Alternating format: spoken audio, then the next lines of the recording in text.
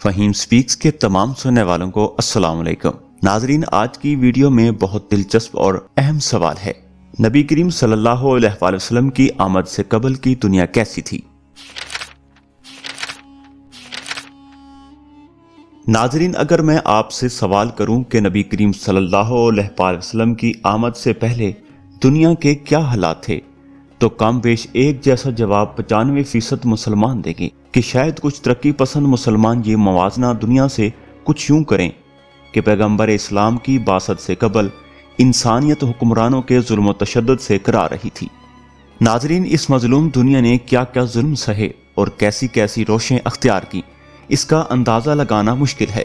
دنیا ایک مست ہاتھی کی طرح ہو گئی تھی، ایسا لگتا تھا کہ انسانیت اب تباہ ہو کر رہ گئی ہے۔ انسان اپنی خواہشات کے آگے مجبور تھا اور رسم و رواج کی غلامی سے نکلنا اس کے لیے دشوار تھا۔ ناظرین، دنیا کے تمام مذاہب اپنی اصلی شکل کھو چکے تھے۔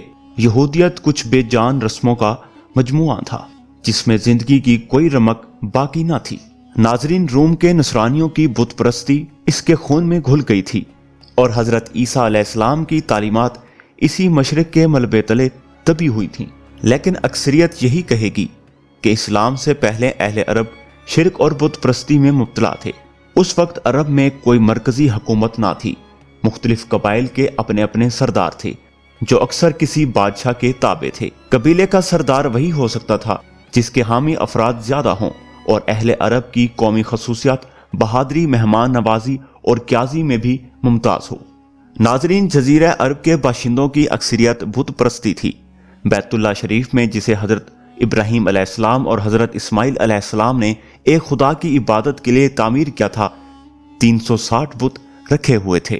ناظرین، ظہور اسلام کے وقت جزیرہ عرب میں مروجہ طرز کا کوئی باقاعدہ نظام حکومت موجود نہ تھا، جھگڑوں کے فیصلوں کے لیے کوئی عدالت نہ تھی، امن قائم رکھنے کے لیے پولیس کا محکمہ نہ تھا اور بیرونی حملوں کی روک تھام کے لیے کوئی فوج بھی نہ تھی۔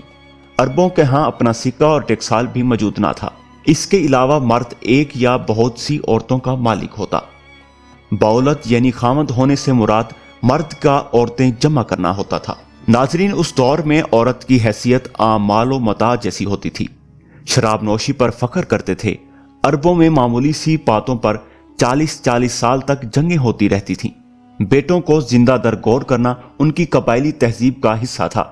محققین کے مطابق لڑکیوں کا زندہ درگور کر دینے کی رسم اس لیے عام تھی کیونکہ عرب کا سرمایہ دار طبقہ فکر و تنگ دستی سے ہمیشہ خوف زدہ رہتا تھا۔ ناظرین، اس کے بعد اکثر سیرت نگار اور مصنفین لگی بندی چند باتیں لکھتے ہیں جس کا مرکز بھی نبی کریم صلی اللہ علیہ وآلہ وسلم کی بعثت کو عرب کے لیے مخصوص کرنا ہوتا ہے۔ مثلا اس ماحول میں آپ صلی اللہ علیہ وسلم کی بعثت ہوئی اور کس طرح اسلام نے ان عرب بدوؤں کو یکسر تبدیل کر رکھ دیا۔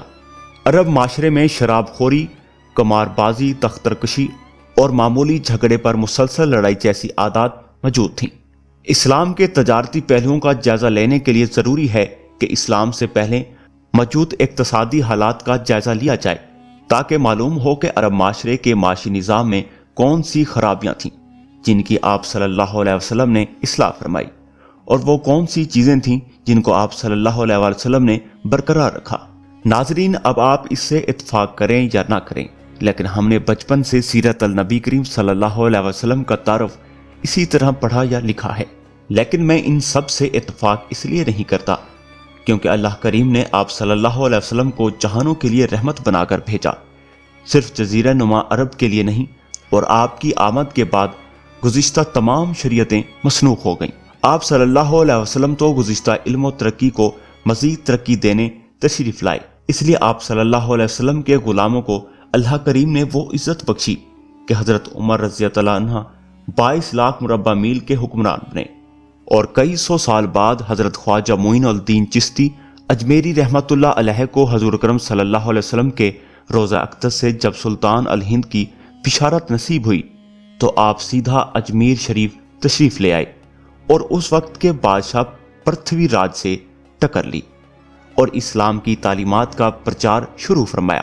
ناظرین، اس کے بعد جب اسے سمجھ نہیں آئی تو شہاب الدین غوری کو حضرت معین الدین نے حکم فرمایا کہ پرتھوی سے جنگ کرے، اور اس طرح پرتھوی راج کے دور کا اہتمام ہوا۔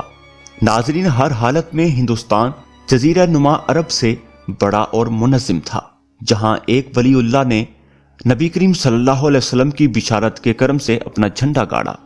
تو بعثت نبوی کی مقصدیت میں صرف عرب معاشرے کے حالات اور باقی دنیا کے معاشروں کے انفال کبھی کا ذکر کرنا اور پوری دنیا کو اندھیرا ہی اندھیرا اور جہالت کا گڑھ بنا کر پیش کرنا شاید قرآن کا معجزہ ہونے اور نبی کریم صلی اللہ علیہ وسلم کے رحمت العالمین ہونے سے انحراف کرنا ہو سکتا ہے۔ ناظرین، آج میں آپ لوگوں کے سامنے ایک اور مختصر زاویہ نظر پیش کرنے کی جسارت کرتا ہوں، لیکن اگلے حصے میں تفصیل سے بتایا جائے گا تاکہ یہ بات ذہن نشین ہو سکے کہ کیوں نبی کریم صلی اللہ علیہ وسلم نے قرآن ہی کو اپنا معجزہ قرار فرمایا۔ زمین پر وقت اور حالات کی کیا تبدیلیاں تھیں کہ مالک کریم نے اپنے نبی کریم صلی اللہ علیہ وسلم کو کتابی شکل میں ایسا معجزہ عطا فرمایا جو تا قیامت محفوظ اور مامون رہے گا۔ محترم ناظرین، اس سب کو سمجھنے کے لیے ہمیں دنیا کی 15,000 سالہ ٹائم لائن پر ایک اجمالی نظر ڈالنی ہوگی۔ میں 15,000 سال اس لیے کہہ رہا ہوں کیونکہ یہ وہ دور ہے جب زراعت کا انقلاب شروع ہو چکا تھا۔ یہ انقلاب کی تاریخ ہے، نہ کہ انسان کی۔ ناظرین، ان ادوار کے مطالعہ سے ہم اس نتیجے پر پہنچ سکیں گے کہ آپ صلی اللہ علیہ وسلم کی آمد سے قبل دنیا علم و ادب، ترقی، سائنس، حتیٰ کہ عیاشی میں کس مقام پر کھڑی تھی۔ یہ قرآن مجید کا اعجاز ہے کہ وہ انسانی تاریخ میں ہونے والے میجر ایونٹس پر بات کرتا ہے اور وقت کی جستجو انسانی علم پر چھوڑتا ہے، کیونکہ دور اور صحیح وقت کا تعین علم اور کھوج کی صورت ہی میں ہو سکتا ہے۔